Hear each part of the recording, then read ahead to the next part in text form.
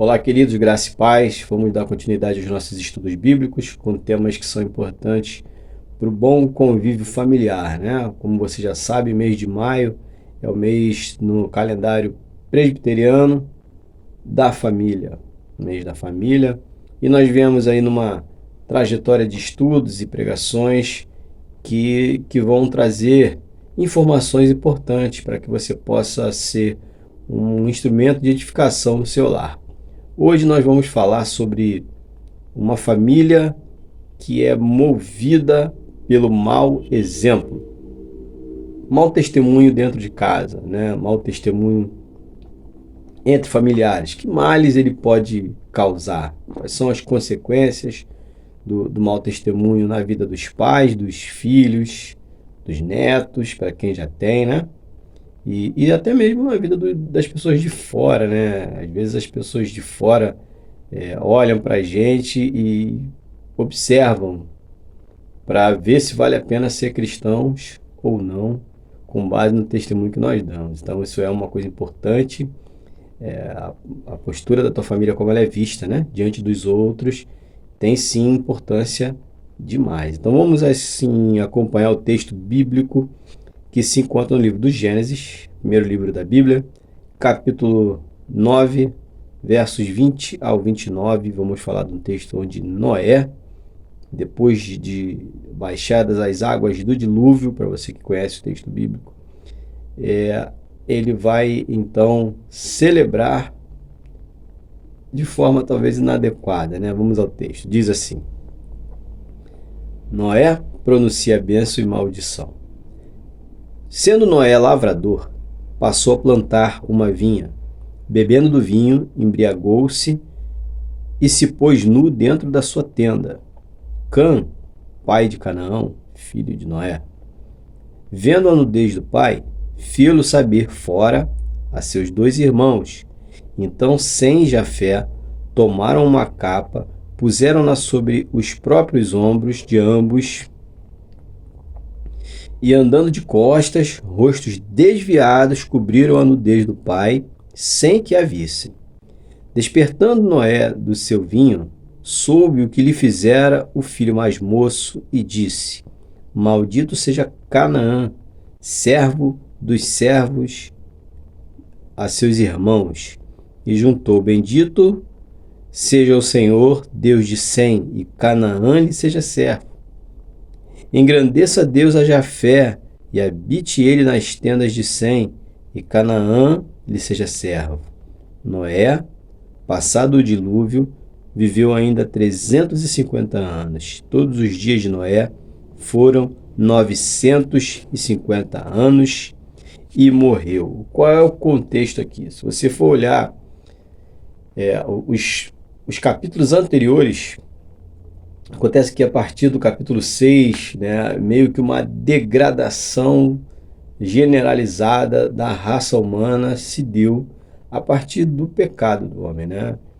Adão e Eva comeram do fruto que Deus havia dito que não comessem, e logo em seguida, algum tempo depois, não se sabe dizer exatamente quanto, mas vai surgir os conflitos entre as suas famílias, né?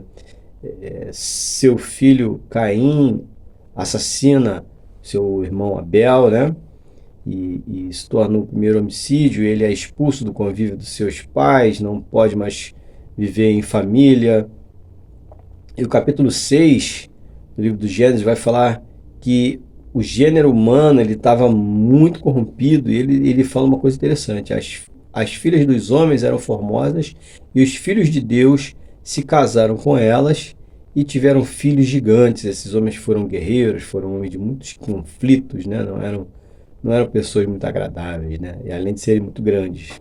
Eu não vou entrar no mérito de quem eram os filhos de Deus, porque não é esse o foco do nosso estudo, né? E também existem algumas controvérsias com relação a esse tema. Fato é que Deus resolve dar cabo da humanidade. Diz a Bíblia que Deus se arrependeu de ter criado o homem, também é uma questão teológica que não dá para a gente ver aqui.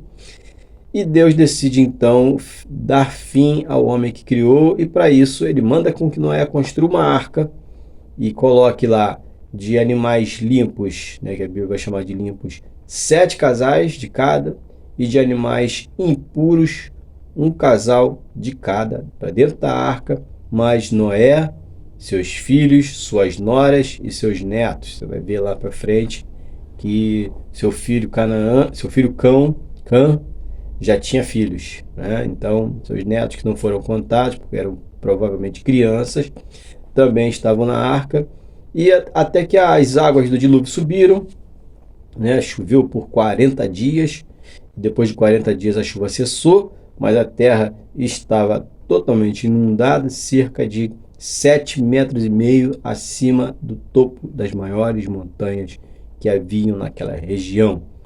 Após 150 dias, a água vai baixando, Noé manda 2 animais, 2 aves, né, voarem, e primeiro ele solta um corvo, né, e o corvo vai e volta até que não volta mais. Por quê? Porque havia carne de pessoas mortas e animais mortos para ele se alimentar, então ele não volta mais. Noé solta uma pomba, uma semana depois, né? A pombinha volta com uma folhinha de oliveira no bico, significa que já havia plantação, mas o solo ainda não estava seco, senão ela não teria voltado. Mais uma semana, Noé solta novamente a pombinha até que ela não volta. E alguns dias depois, Deus fala para ele: agora pode sair da arca, porque agora a terra está seca, então vocês agora vão. Deus fala para ele, pronuncia para ele a mesma bênção que ele tinha pronunciado para Adão e Eva: sede fecundos, multiplicai, enchei a terra, sujeitai-a. Os animais vão ter respeito, vão ter pavor, né? O termo que usa-se aqui no capítulo 9 de vocês, e vocês vão dominar, né? O que Adão não fez direito, agora vocês vão ter que fazer. E enfim, Noé, que era um homem lavrador, né? Era um homem do campo, assim que a sua vida começa a voltar à normalidade, ele resolve plantar uma vinha, né, com todo carinho. Ele era plantador de uvas, e ele plantou, e todo aquele trabalho, aquele tempo que ele esperou, fez um vinho para ele e se embriagou. Só que ele se embriagou tanto a ponto de ficar nu à frente dos seus filhos. É isso mesmo, Noé ficou peladão e fez vexame, e o que acontece é que o seu filho, em vez de tomar uma atitude, né, correta, por sua vez, ele vai lá e expõe a nudez do seu pai perante seus irmãos, né, seus outros 2 irmãos, Sem e Jafé, e aí eles agem com respeito, cobre a nudez de seu pai e deixa ele dormir. Quando ele acorda daquela bebedeira toda, então ele descobre aquilo que tinha acontecido, né, que seu filho mais novo tinha feito, e ele começa então a pronunciar bênção e maldição. Ele abençoa a vida de Sem, né, que é o homem que deu origem aos semitas, a geração que vai vir dele, vai vir a nação de Israel, né, e os árabes também. Ele abençoa a geração de Jafé, que futuramente vão migrar para as Américas, vão povoar as Américas do Norte, América do Sul, né? Então, se você sabe, a nossa população que nascida aqui, originalmente eram os descendentes de Jafé. E Cão, por sua vez, ele não abençoa, né? Mas ele amaldiçoa não o próprio Cão, mas o seu filho, Canaã, né? Para que a maldição fosse cada vez fosse mais dolorosa sobre ele. Ele amaldiçoou então o filho de Cão, de Canaã, filho de Cão, né? Se você olhar o capítulo 10, você vai ver a genealogia desses homens, e ele começa justamente pela de Cão. E quando ele fala no capítulo 10, no verso 6, ele vai falar sobre Cuxi, um dos descendentes de Cão é Cuxi. E esse Cuxi, ele é o pai das famílias mais pobres da África, né? Os etíopes. Tanto que quando Moisés se casa com uma mulher que não é judeia, né, judia, a Bíblia vai dizer que ele casou com uma mulher cuxita, e Miriam, sua irmã, cria um problema por causa disso. A mulher cuxita era uma mulher etíope, descendente de Cão. Então, o desfecho dessa história não foi bom, né? Foi muito ruim. porque um dos filhos de Noé, após ver o mau exemplo do seu pai, dá um mau exemplo também. Então, essa família, nesse momento, foi marcada pelo mau exemplo. Então, o que a gente pode aprender com relação ao nosso testemunho dentro da nossa casa com a família de Noé? Vamos ver os versos 21, 22 e 23, e são eles que vão falar para nós quais são as lições importantes desse estudo.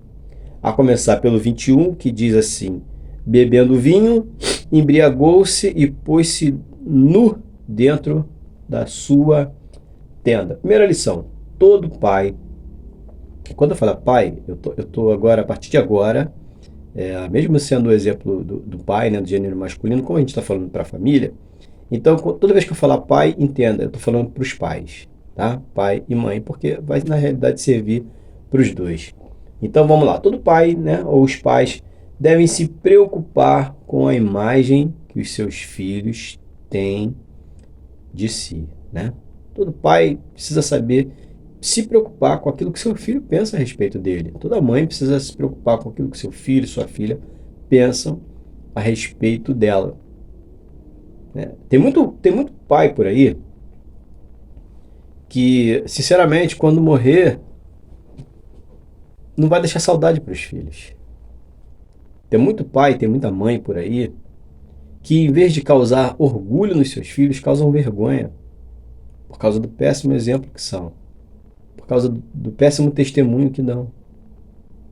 Tem filho que, quando vê o pai na rua, em vez de correr para abraçar o pai, a mãe, né, corre para se esconder. Tamanha vergonha que tem de ter os pais que tem. Isso é muito triste, irmão. Isso é muito triste porque os pais deveriam ser os heróis de seus filhos, deveriam ser aqueles que protegem, deveriam ser aqueles que ensinam, aqueles em quem se espelhar.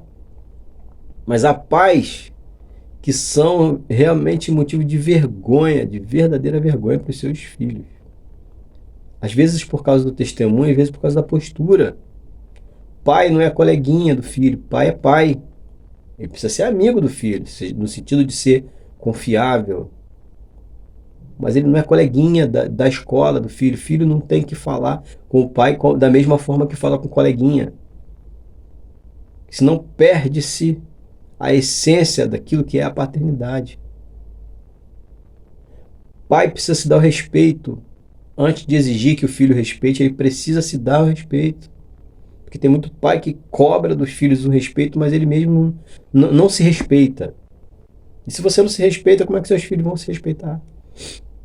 Volto a dizer, pai e mãe. Pai precisa ter postura, mãe precisa ter postura. Precisa causar nos seus filhos sensação de orgulho, sensação e intenção de respeito. Segunda lição, verso 22. E aí, a gente já falou do mau exemplo do pai, né? Vamos falar para os filhos agora. Cã, pai de Canaã, ou seja, também já era pai, né? Vendo a nudez de seu pai, fê-lo saber a seus 2 irmãos. Ou seja, ele vendo que seu pai estava fazendo uma vergonha, uma atitude vexatória, ele vai lá e chama seus irmãos para ver. E assim, na minha mente, eu imagino que aquilo seria uma atitude de deboche. A Bíblia não é detalhista com relação a essa postura dele, mas fica muito claro que ele estava ironizando, estava debochando seu pai, desrespeitando. Tanto que seus irmãos nem sequer olham, eles pegam uma capa e vão de costas com o rosto virado para não ver o seu pai nu, dentro da tenda do pai. Mas estava nu. Então a segunda lição é: todo filho deve respeito aos seus pais, independentemente de quem sejam eles. A Bíblia fala para a gente respeitar, né, honrar os pais, isso é um outro contexto também, mas não exige condições. Pai é pai, deve ser respeitado. Ainda que seu pai seja um péssimo exemplo, ainda que sua mãe seja um péssimo exemplo, um péssimo testemunho, não dá o direito aos filhos de desrespeitá-los. A atitude de Cão foi totalmente reprovável, sem discussão. Não se levanta o dedo, não se aponta o dedo para os pais, nem para debochar, para ironizar, nem para desrespeitar. Em nenhum lugar da Bíblia nós temos o direito disso. A Bíblia fala para os pais não provocarem a ira nos filhos, mas também fala para os filhos serem submissos aos seus pais. Então precisa haver um equilíbrio de postura, um equilíbrio de atitudes. E uma não anula a outra. E a terceira lição, por fim, né, é finalmente uma lição boa, verso 23. Então Sem e Jafé tomaram uma capa, puseram-na sobre os próprios ombros, e andando de costas, rostos desviados, cobriram-no desde o pai, sem que a vissem. A última lição que nós tiramos, e essa talvez seja a mais importante desse estudo, é que os maus exemplos que a sua família possa te dar não são motivos para que você se torne um mau exemplo também. Jafé e Sem não tomaram a mesma atitude do pai e nem do seu irmão. Veja, eles estavam entre os dois extremos. O pai, a maior autoridade ali, e o irmão mais novo, aquele que mandava menos. Mas eles não adotaram a atitude de um nem de outro. Eles decidiram entre si agir corretamente, mesmo estando em meio a muitos maus exemplos. Então essa história de que eu sou assim porque meu pai é um modelo e eu vou ser igualzinho a ele, e estou revoltado porque meu pai não presta, também não vou prestar. Isso não te isenta da responsabilidade das tuas atitudes, pelas tuas atitudes. Não me isenta da responsabilidade. E nós vamos responder para Deus por aquilo que decidimos ser e fazer. Não são os nossos pais. Muito embora nossos pais tenham sim responsabilidade de nos ensinar quando crianças. Mas a partir do momento que era adulto, Cão já era pai, já tinha Canaã como filho. Já deveria estar dando exemplo para o seu filho. Agora imagina Canaã olhando aquilo, falando assim, olha o que meu pai está fazendo com meu avô. Se imagine. Tem que ser bom exemplo. O filho tem que ser bom exemplo. O pai tem que ser bom exemplo para não ser chamado a atenção pelo filho. Que vergonha que seria. Se Canaã falasse assim, poxa pai, ele é meu avô, não faz isso, ele é seu pai, respeita ele. Imagina que situação vexatória seria isso, né? Seria mais vergonhoso do que ver o pai nu. Então nós precisamos entender aonde está o ponto de equilíbrio em tudo isso. E o ponto de equilíbrio está em você saber seguir os bons exemplos de quem dá bons exemplos e não ser influenciado pelos maus exemplos, ainda que seja do seu pai e da sua mãe. E eu concluo dizendo que uma família que começou tão bem terminou tão mal. É muito melhor você terminar bem, ainda que você não comece bem, do que você começar bem e terminar mal. Terminou como? Com Noé amaldiçoando o filho de Cão por causa de uma atitude que ele tomou. Eu não vou entrar no mérito também da justiça de tudo isso, mas é fato que foi consequência da atitude de Cão. Então uma família que é conduzida pelo mau exemplo está fadada a ter sérios problemas. Se você vive numa família, foi criado numa família que te deu péssimos exemplos, a minha sugestão é que você não siga esses exemplos, mas que você mude a sua atitude. A Bíblia fala em Romanos capítulo 12, verso 2, não vos conformeis com este século, não assumamos a forma deste mundo, mas transformai-vos pela renovação do vosso entendimento. A partir do momento que você aprendeu, cabe a você a responsabilidade de ter a tua mente e a tua vida, portanto, transformadas pela palavra de Deus.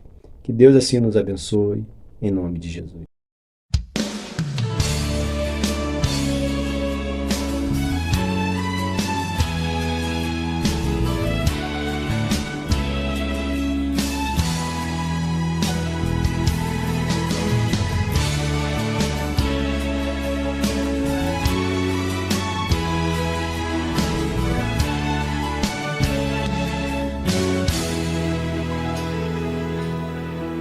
Senhor, abre meus olhos, preciso ver a realidade de quem eu sou, criado em Ti, a Tua semelhança.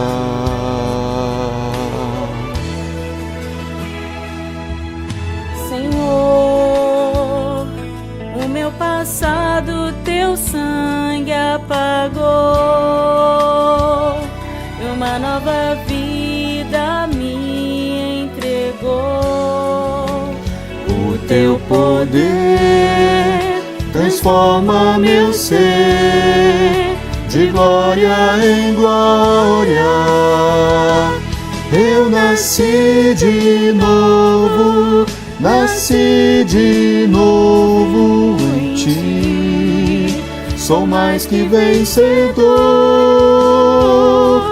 Eu nasci de novo, nasci de novo. Faz-me ver assim como sou.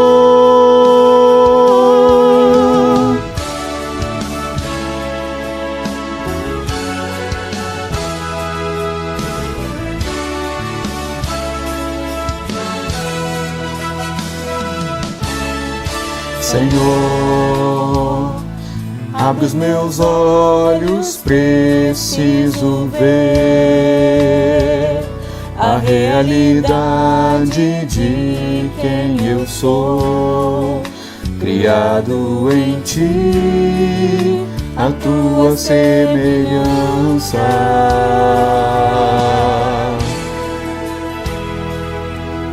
Senhor, o meu passado Teu sangue apagou,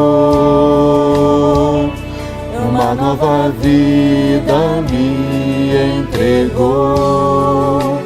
O Teu poder transforma meu ser de glória em glória. Eu nasci de novo, nasci de novo em Ti.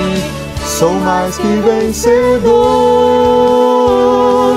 Eu nasci de novo, nasci de novo. Faz-me ver assim como sou. Contigo eu fui crucificado, morreu meu velho homem, escravo do pecado. E agora eu sou livre em Ti. Não mais eu, mas Cristo vive em mim.